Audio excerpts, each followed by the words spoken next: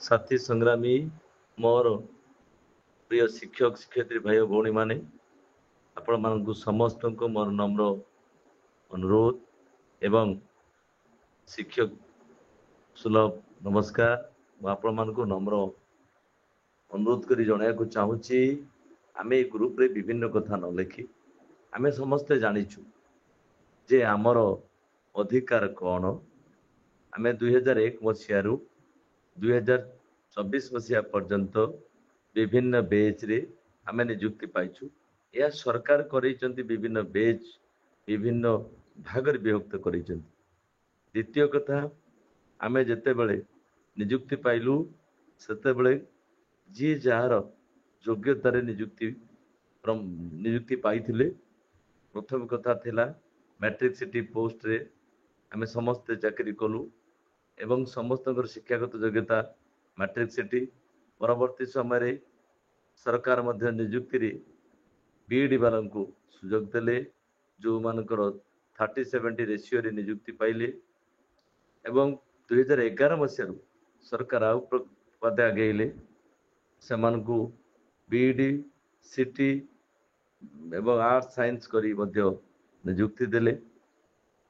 ई निजुक्ति प्रक्रिया भितर 11/2/11 रे एडवर्टाइजमेंट पर जो माने निजुक्ति पाइबे से दिन ठारू तांकु ओटीटी बाध्यतामूलक बोली सरकार एडवर्टाइजमेंट रे जणैले एवं 12 मसीहा रु पिला माने ओटीटी पास करी इस शिक्षक निजुक्ति रे भाग नेले किंतु ता पूर्वरु जो माने निजुक्ति पाइथिले 11/2/11 पूर्वरु किछि उल्लेख नथिला एवं आपण माने समस्त जानिजति राइट टू एजुकेशन एक्ट 2009 रे केंद्र सरकार एप्रिल लागू कले राज्य सरकार 2010 रे लागू कले एवं सेथिरे मध्य विभिन्न कथा उल्लेख थिले मध्य कथा नथिला।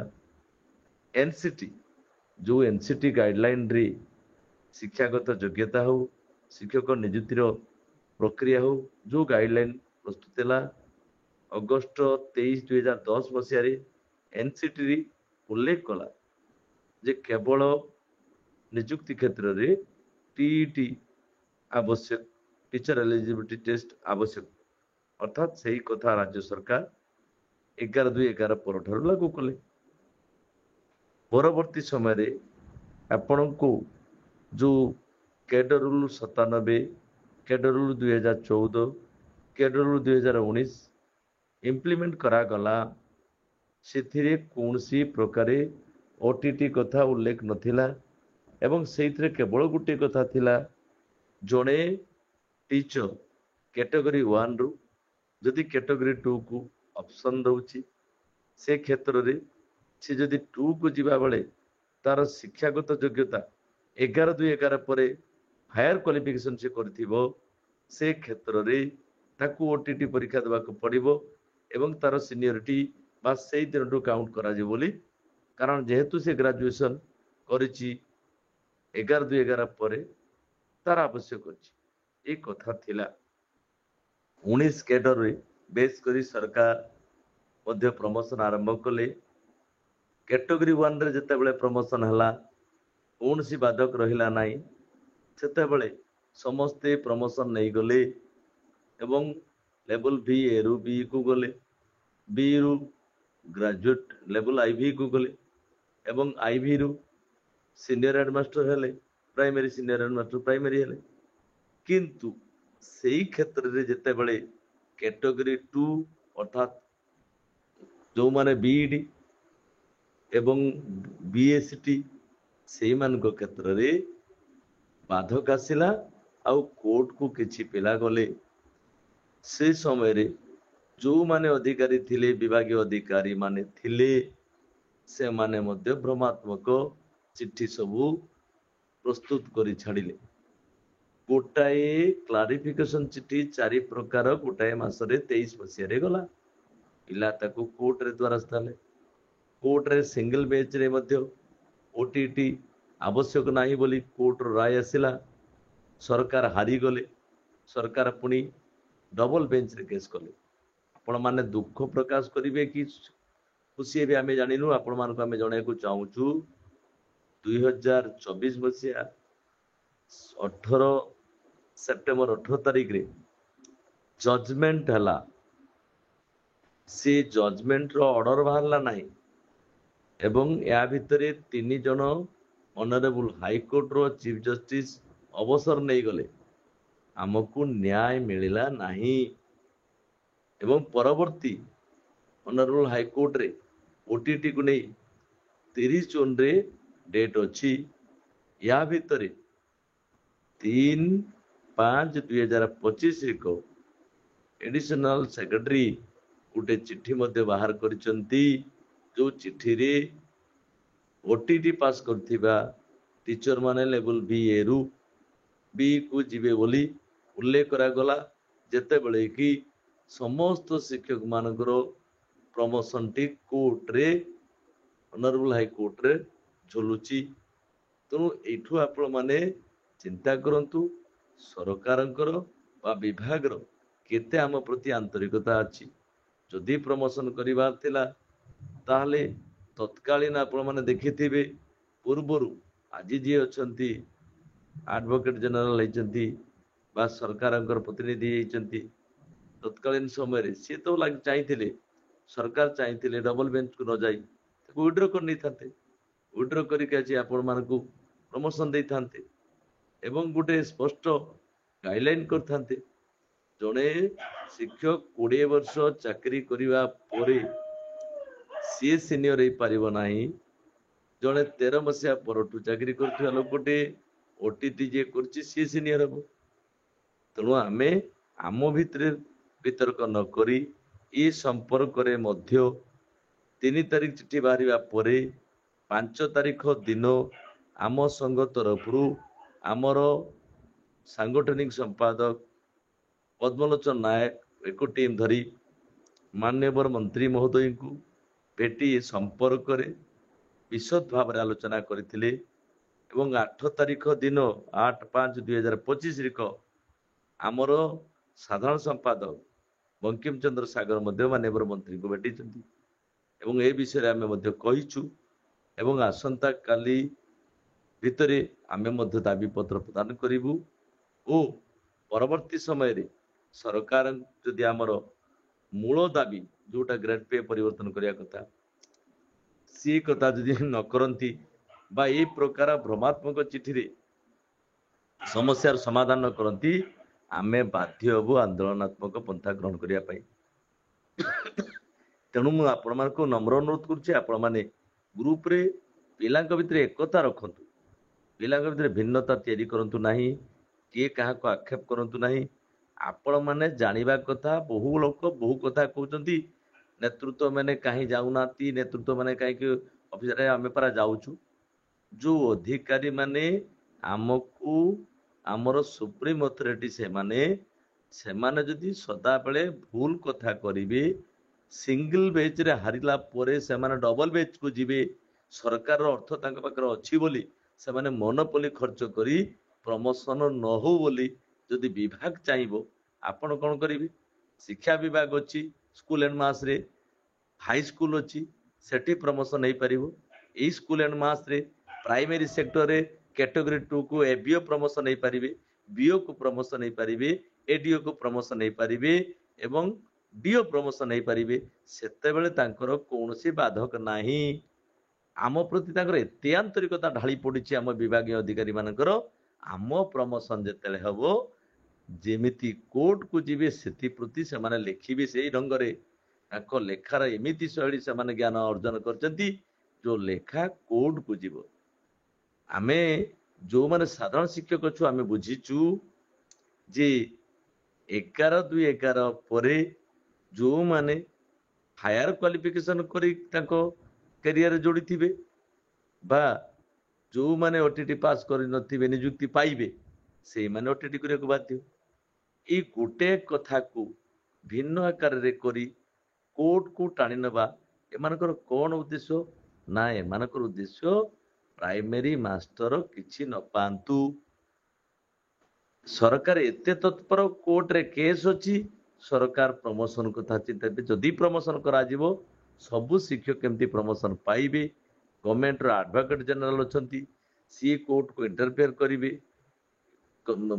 तार समस्यार समाधान बाट काढ़े बा सरकार गोटे स्पष्ट कथा करेंगे जे बिना ओटीटी समस्त को प्रमोशन दिज्व बा ओटीटी जदि मैंडेटरी करा जाउची ता पिछला बारे केमती लगी करा जाई परिबो। गोटिए भूल व्यवस्था बा अहितकर व्यवस्था ता पिछला भाव में केबे लागू हुएनी, एबेठू जदि लागू करा जाए ताने पूर्वरु जो माने पाइपलाइन रे अछंती स्ट्रीम लाइन रे अछंती प्रमोशन नवा पई से माने प्रमोशन आगे सारंतु।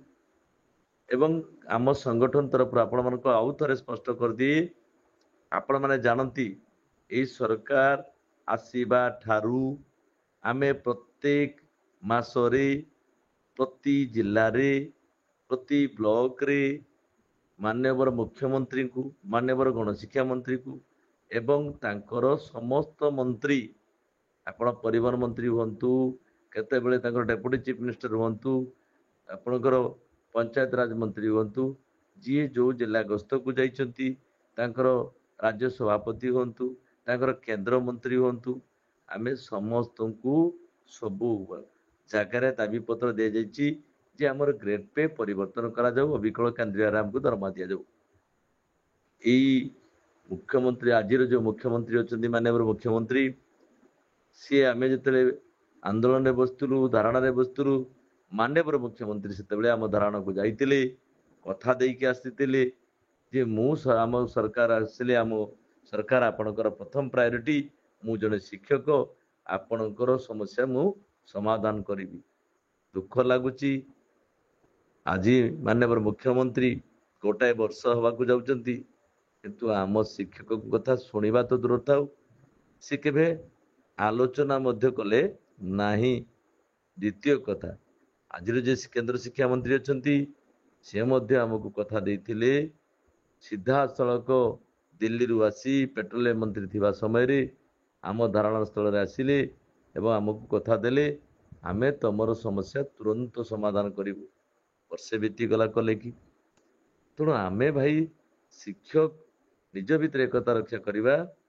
सरकार जो आज तांकर अहंकार बढ़ीगलानी आमको दरमा देव कथा दे आगे शिक्षक समस्या समाधान करेंगे कथा देले करूना एवं विभिन्न प्रकार प्रमोशन को मध्य बाट बंद करिसेंती कारण सरकार राजकोष रु अर्थ रही जाउची। आम शिक्षक भाई माने मध्य बुझी पारले नहीं चिट्ठी को देखी सेतेबेले कोर्ट को दौड़िले जहा फल आमर भाई माने मध्य प्रमोशन पाइले नहीं। ए ग्रुप रे जो माने अछंती मु अनुरोध करी अंतत पक्षे किमिति समस्ते यूनाइटेड हवा एवं एकता बजाय रखिबा समस्त को एकजुट करिबा एवं सरकार जो आमर अधिकार दौनांती आम अधिकार छड़े नहीं आम सहित खेलुचंती सबु विभाग रे प्रमोशन हबो। उड़ीसा जाक समस्ते प्रमोशन पाउथला बेले केवल प्राथमिक शिक्षक पाइबे नहीं हाई स्कूल को प्रमोशन देला बेले एमाने बेस आनंद पाउचंती। हाई स्कूल को कंट्राक्चुअल उठाई देले सेतरे मध्य सेमाने आम विभाग रो जो स्कूल एंड मास बाहरी खुशी तांकू एरियर दबारे खुशी तांकर समस्त सुविधा कर दबारे खुशी किंतु प्राइमरी मास्टर को दबा को मानक भारी कष्ट एवं सबुठ बड़ कथा प्राइमरी स्कूल को आहरी नष्ट करिया पई बाल बाटिका 4 जन शिक्षक को 8टा क्लास थिला बर्तमान 40 जन क्लास को 9टी जोटी 5टा क्लास थिला 2 जन शिक्षक थिले से 6टा क्लास है। तो सरकार आमको मारिबार व्यवस्था करिसेंती अर्थात प्राइमरी टीचर माने पाकल ही जातु से पाठ न पढ़ातु ये कथा सरकार योजना आम विभाग अधिकारी माने मध्य से चाहते। तो आम एक कथा रक्षा करवा एवं आगामी दिन में अन्याय प्रतिवाद करने समस्ते एकजुट होगापी मु अनुरोध करुच्ची। दयाकोरी आपण माने ए ग्रुप रे बा कौन सी भूल वार्ता न दे वर्तमान सरकार चतुरता सहित 3 तारिख रे चिट्ठी काढले ये भी प्रमोशन होगापी आपणकर कंपलसरी ओटीटी कले 7 तारिख चिट्ठी करदेले केमती ओटीटी परीक्षा स्पेशल ओटीटी ये देखु सरकार योजनाबद्ध भाव में किसी बुझुना माननीय मंत्री को आम कथा मंत्री सठिक भाव में या किसी तथ्य देले नहीं तुम कथा बुझाଯିବ ଏଇ କେତିକି ମାତ୍ର କହିଲି। ଆପଣ ଧୈର୍ଯ୍ୟ ଧରନ୍ତୁ ଆଉ ଏକତା ରକ୍ଷା କରନ୍ତୁ ଏଇ ଅନୁରୋଧ ରଖୁଛି। ଆମ ଗ୍ରୁପରେ ଆପଣମାନେ ଯେଉଁମାନେ ଅଛନ୍ତି ମୁଁ ମୋର ସବୁ ଶିକ୍ଷକମାନଙ୍କୁ ଅନୁରୋଧ କରିବି ତଳ ସ୍ତର ଶିକ୍ଷକମାନଙ୍କ ପର୍ଯ୍ୟନ୍ତ ବାର୍ତ୍ତା ଦେଇ ଆପଣମାନେ ସମସ୍ତଙ୍କ ଭିତରେ ଏକତା ବଜାୟ ରଖିବା ପାଇଁ ଅନୁରୋଧ। ଶିକ୍ଷକ ଏକତା ଜିନ୍ଦାବାଦ। सुशांत सार नमस्कार। मु कमलाकांत पाणिग्राही स्वररू city association all Odisha city association joint secretary कहूँ। सार आपण सब गोटे मंतव्य दौरान मु देखुची सोशल मीडिया रे घुरु बुलुची कि 11/2/11 पर जो माने हायर एजुकेशन कर ओटीईटी 1 किंबा 2 देवाक पड़ो। मु आपन को जणे देवाक चाहे सुशांत सार आपण कैडर रूल को भल भाव में पढ़ंतु। कैडर रूल आपण कैडर रूल कौन एमेंडमेंट रूल कौन ताको भल भाव में अनुध्यान करंतु। 1997 मदर कैडर रूल, 2009 एमेंडमेंट है cadre rule, 2014 amendment cadre rule, 2019 amendment cadre rule. या विषय भल भाव में आपण धारणा नियंतु। एजीए सेक्रेटरी ऑफ टीचर एसोसिएशन आपण को मु विनम्रता सहित अनुरोध करुते एभली विभ्रांतिकर मंतव्य क्षांत रुहतु। जदि आपण एभली विभ्रांतिकर मंतव्य दियंती ताहले आमे तो सहजरे छाड़बुनी। हाईकोर्ट जाइचु, सुप्रीम कोर्ट जीवु, कोउटी की जीवु एक कथा आपण ही ये चिंता करंतु। या द्वारा कहार क्षति हबो। तेणु धन्यवाद। जहाँ कले शिक्षक मानकर सबु शिक्षक मानकर मंगल हम से काम चिंता करंतु। आउ निज निज भितर भाग भाग करने को चेष्टा करंतुनी। धन्यवाद।